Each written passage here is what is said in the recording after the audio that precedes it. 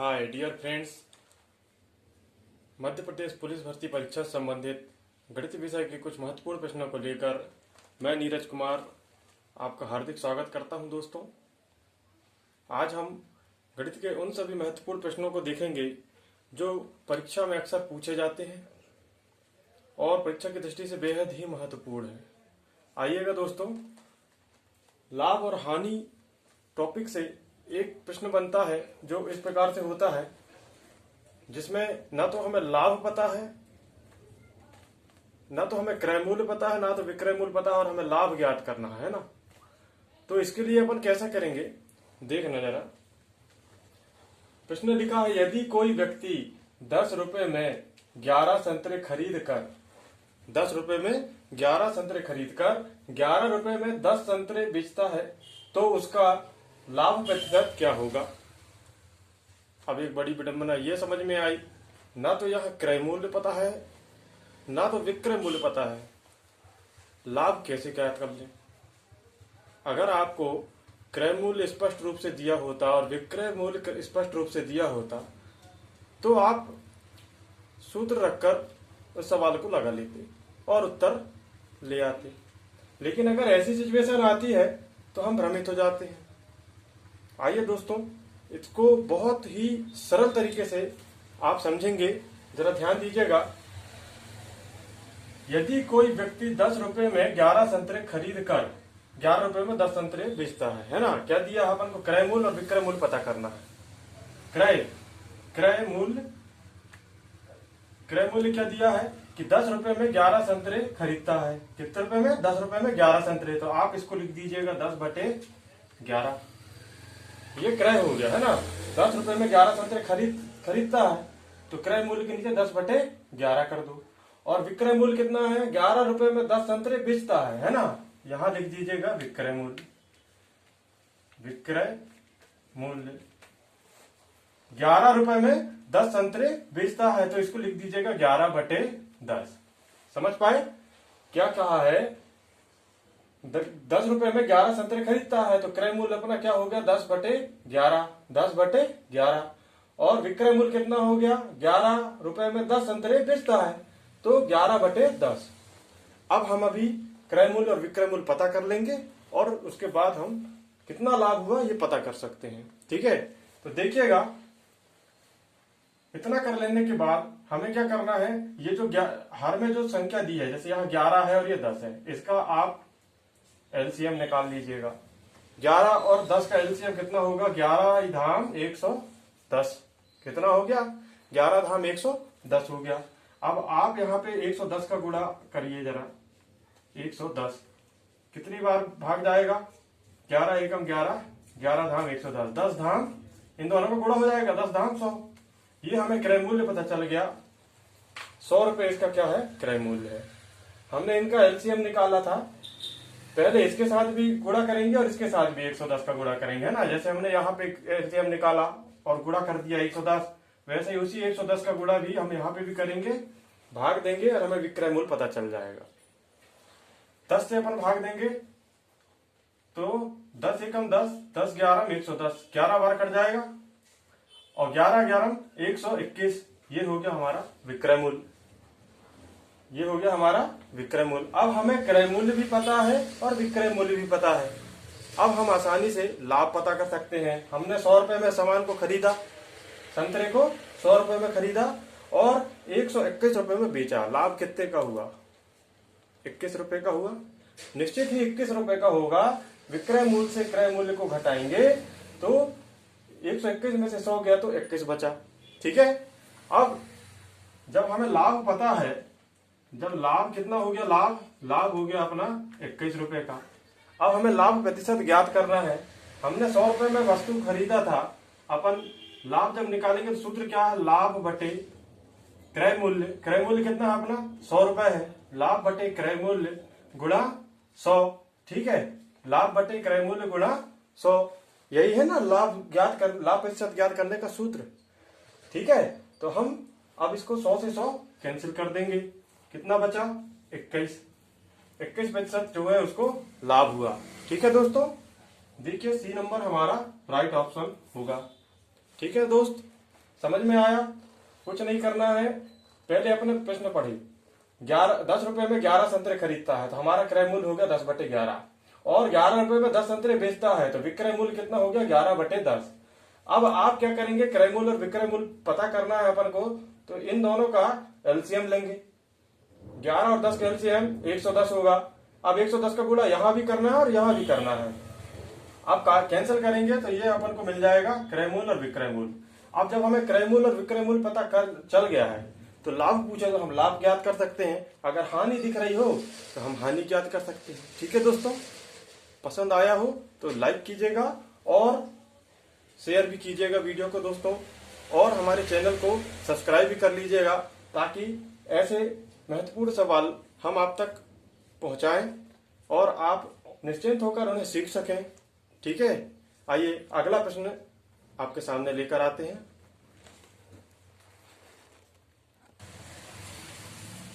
आइए दोस्तों, लाभ और हानि से संबंधित एक प्रश्न इस प्रकार का ही बनता है।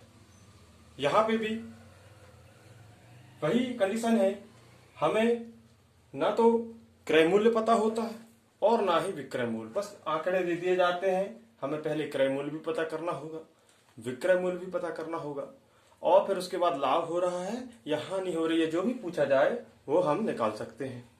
ठीक है, इससे पहले आपने देखा था एक क्वेश्चन क्या था, उसमें 10 रुपए में 11 संतरे खरीदता है, फिर 11 रुपए में 10 संतरे बेचता है। ठीक है, और यहां पर देखिए क्या लिखा है, यदि 20 संतरों का विक्रय मूल्य 30 संतरों के क्रय मूल्य के बराबर है। 20 संतरों का जो विक्रय मूल्य है, विक्रय मूल्य मतलब समझते हैं ना, जितना में बेचा जाए। ठीक है, 20 संतरों का जो विक्रय मूल्य है 30 संतरों के क्रय मूल्य के बराबर है, तो लाभ प्रतिशत ज्ञात कीजिए। अगर सीधा सीधा आपको एक सवाल दे दिया जाता कि क्रय मूल्य इतना है, विक्रय मूल्य इतना है, और आप लाभ प्रतिशत ज्ञात कीजिएगा, तो आप क्या करते कि विक्रय मूल्य से क्रय मूल्य को घटा लेते, जितना लाभ होता उससे लाभ बटे क्रय मूल्य गुणा 100 करके उत्तर निकाल लेते। लेकिन यहाँ पे कंडीशन दूसरी है, अब हमें लाभ भी पता, क्रय मूल्य भी पता करना, विक्रय मूल्य भी। आइए देखिए क्या कहना है इसका।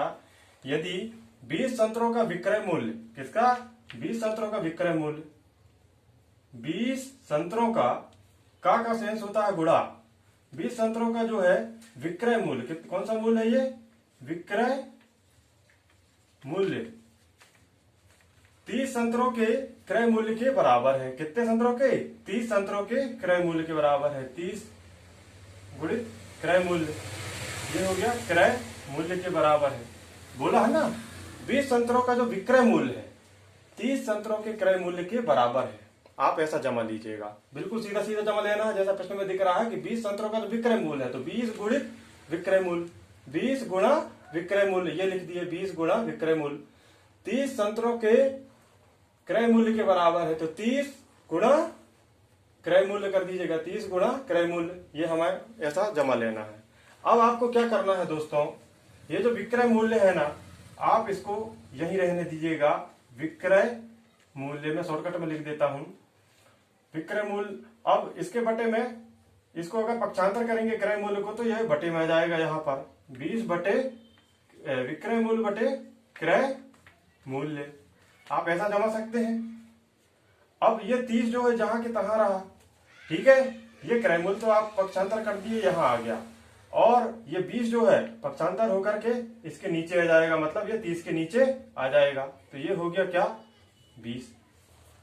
ठीक है, आप समझ पा रहे हैं, कुछ नहीं किए हैं, पहले तो हमने सवाल जैसा कहा वैसा जमा लिए कि 20 संतरों का विक्रय मूल्य 30 संतरों के क्रय मूल्य के बराबर है, तो हमने ऐसा जमाया। अब क्या करना है,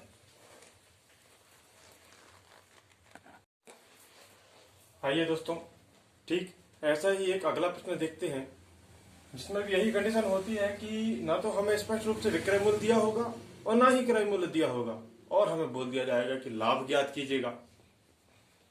तो उसे भी हम किस प्रकार से हल करेंगे, जरा ध्यान देकर देखिएगा।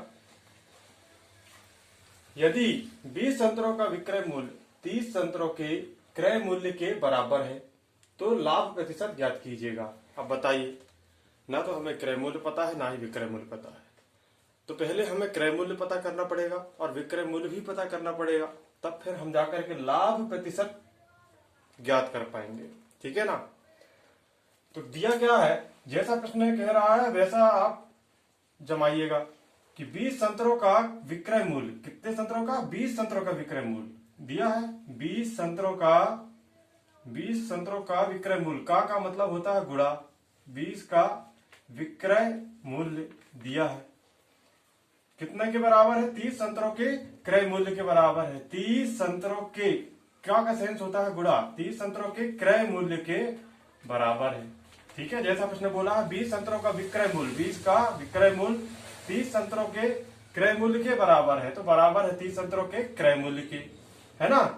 अब हमें क्या करना है, ये जो विक्रय मूल्य है आप इसे जहां के तहां रहने दीजिएगा, विक्रय मूल्य, है ना। और ये जो क्रय मूल्य है ये पक्षांतर होकर के यहाँ बटे में आ जाएगा, कहाँ आ जाएगा, ये क्रय मूल्य पक्षांतर होकर के यहाँ भाग में आ जाएगा, यहाँ हो गया हमारा क्रय मूल्य। अब हमें क्या करना है, ये 30 जो है यही रहेगा और ये जो 20 है ये पलट करके कहा चला जाएगा, यह पक्षांतर होकर के भाग में चला जाएगा, 30 के भाग में चला जाएगा, है ना। ठीक है, 20 हो गया। हमने कुछ नहीं किया, प्रश्न के अकॉर्डिंग हमने जमाया और फिर ये जो क्रय मूल्य है पक्षांतर करके हमने नीचे ले आए और ये जो 20 था उसको हमने पक्षांतर करके यहाँ पे भाग में ले आए। अब ये देखिए विक्रय मूल्य बटे क्रय मूल्य बराबर 30 बटे 20 हो गया। मतलब इससे क्या सेंस होता है कि हमारा जो है विक्रय मूल्य 30 रुपए है और क्रय मूल्य कितना है, 10 रुपए है, 20 रुपए है, सॉरी, क्रय मूल्य कितना है हमारा 20 रुपए है और विक्रय मूल्य कितना दिया है 30 रुपए। अब बताइए 20 रुपए में वस्तु खरीदा और 30 रुपए में बेच रहा है तो कितने रुपए का लाभ हुआ, निश्चित ही 10 रुपए का लाभ होगा। कितने का होगा, 10 रुपए का लाभ हमें पता चल गया, कितने का लाभ हमें पता चल गया, लाभ बराबर 10 रुपए। ठीक है, और हमें क्या पता करना है, लाभ प्रतिशत पता करना है, लाभ प्रतिशत पता करना है, ये नहीं कि लाभ पता करना है, लाभ प्रतिशत पता करना है ना। अब आप क्या करेंगे, लाभ तो निकाल लिए और लाभ प्रतिशत ज्ञात करने के लिए क्या किया जाता है कि लाभ बटे क्रय मूल्य गुणा 100, ये सूत्र है हमारा, लाभ बटे क्रय मूल्य गुणा 100। तो लाभ हमें कितने का हुआ, 10 रुपए का, और हमारा क्रय मूल्य क्या है, कितने में खरीदे थे, 20 रुपए में, क्रय मूल्य बराबर 20 दिया है तो 20 गुणित 100 गुणा 100 कर दीजिएगा, तो 20 एकम 20 और 20 पंचे 100 कट जाएगा। अब ये 5 और 10 का गुणा हो जाएगा, 10 पना 50, कितना हो गया, 10 पना 50% हमारा आंसर हो गया। देखिए कहाँ दिया है 50%, ये option number c is the right answer. ठीक है, समझ पाए, कुछ नहीं करना है, प्रश्न के अकॉर्डिंग आपको जमा लेना है और विक्रय मूल्य और क्रय मूल्य को पक्षांतर कीजिएगा तो विक्रय मूल्य बटे क्रय मूल्य हुआ और ये 30 जहां के तहां, ये 20 भी पक्षांतर होकर ये चला गया। अब हमारा विक्रय मूल्य हो गया 30, क्रय मूल्य हो गया 20, मतलब 20 में खरीद कर 30 में बेचे तो 10 रुपए का लाभ हुआ। अब लाभ प्रतिशत हमें पता करना था तो लाभ बटे क्रय मूल्य गुणित 100 करके हमने प्रतिशत निकाल लिया। ठीक है दोस्तों, आइए अगले क्वेश्चन की तरफ चलते हैं।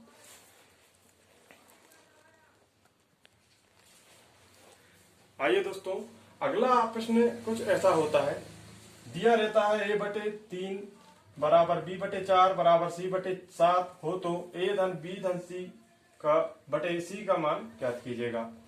देखिए दोस्त, प्रश्न जितना कठिन दिख रहा है वैसा है नहीं। आप इसे तो बिना पेन उठाए, बिना पेपर पेंसिल के उपयोग किए आप इसका आंसर देखते ही निकाल सकते हैं। ठीक है, अब आपको अगर पता चल जाए, आपको क्या ज्ञात करना है, a धन b धन c बटे c, इसका मान ज्ञात करना है। अब आपके मन में विचार आ रहा होगा कि अगर हमें a का मान पता चल जाए, b का मान पता चल जाए, c का मान पता चल जाए तो हम इस सवाल को बिल्कुल तुरंत कर सकते हैं।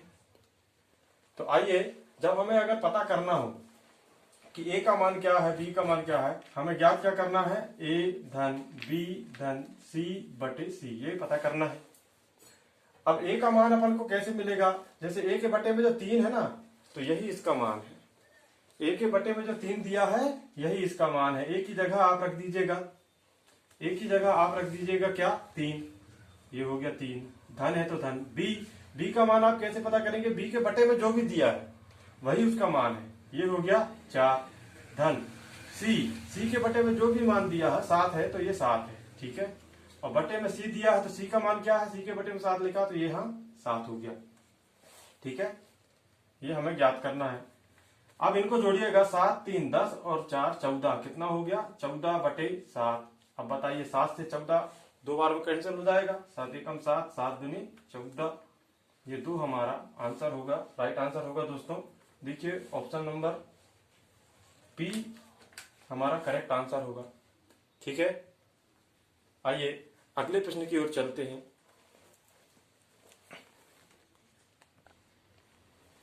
आइए दोस्तों, शेषफल प्रमेय से संबंधित एक प्रश्न और देख लीजिएगा, और इससे संबंधित बहुत से प्रश्न बनते हैं दोस्तों, वो हर टाइप के क्वेश्चन मैं आपको करवाऊंगा, और आप देखिएगा बेहद ही सरल और बहुत ही सुंदर टॉपिक आपको ये लगेगा दोस्तों।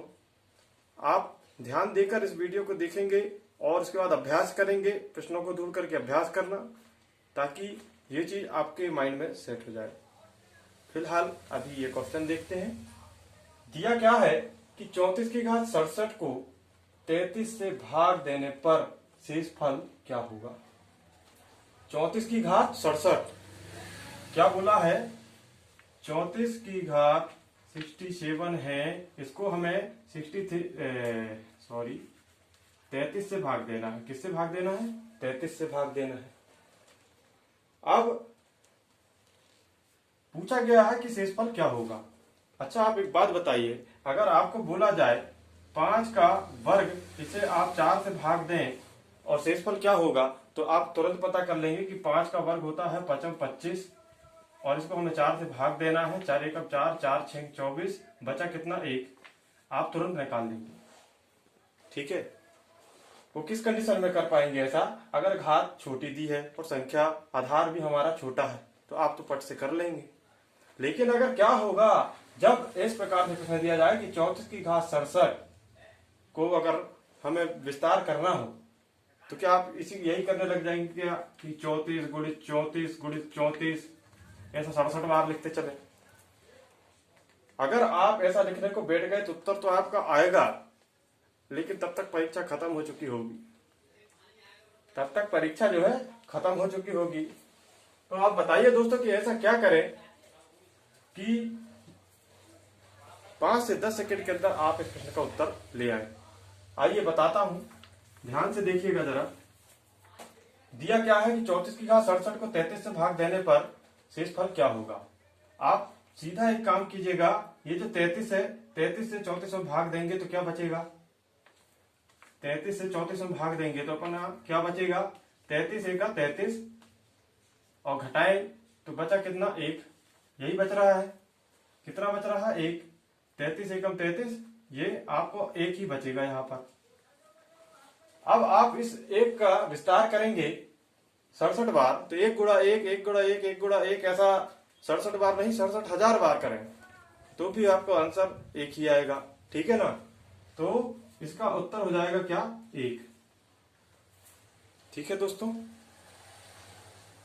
ऑप्शन नंबर बी हमारा राइट आंसर हो जाएगा। आइए इसी प्रकार का एक अगला प्रश्न देखते हैं, उसमें आपको कॉन्सेप्ट पूरा समझ में आ जाएगा।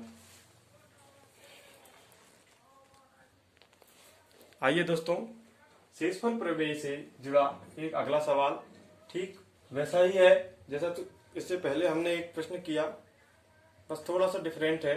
देखिएगा, समझिएगा उसे। दिया है 67 की घात 95, 67 की घात 95 को 68 से भाग देने पर शेषफल क्या होगा। 67 की घात 95 को 68 से भाग देने पर शेषफल क्या होगा, हमें यह पता करना है।